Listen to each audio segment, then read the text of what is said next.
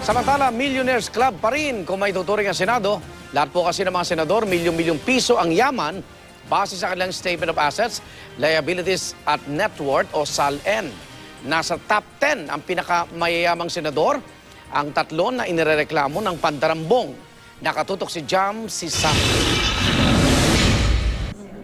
Kung dati si Senador Manny Villar ang nangunguna noon sa listahan ng pinakamayamang senador, ngayon ang kanyang asawang si Senador Cynthia Villar na pumalit sa kanya ang nagdeklara ng pinakamalaking net worth para sa taong 2013. Higit 1.2 bilyong piso at wala ni pisong utang.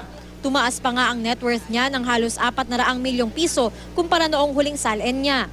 Ang iba pang mga senador, multimilyonaryong maituturing, base yan sa isinumite nilang Statement of Assets, Liabilities and Net Worth o SALN.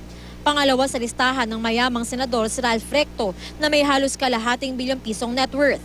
Pangatlo si Senador Bongbong Marcos na may halos 200 milyong piso ang net worth.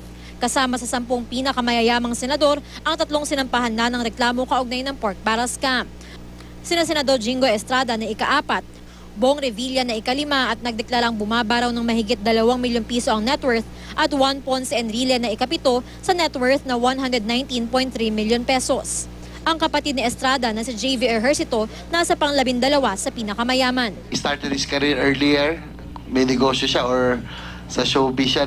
So he had 7 years head start, no? To save for his family.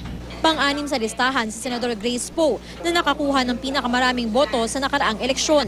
Pang-8 sa listahan si Senador TG Ginggona na sinundan ni Senador Sergio Osmeña at Sonny Angara.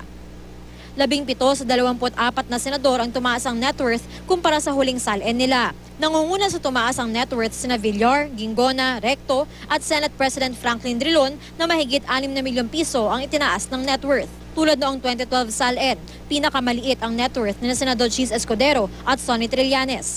8.2 milyon pesos ang net worth ni Escudero, habang wala pang 5 milyon pesos ang net worth ni Trillanes. Silang dalawa lamang ang single-digit millionaire sa Senado. Jam Sante, nakatutok, 24 oras.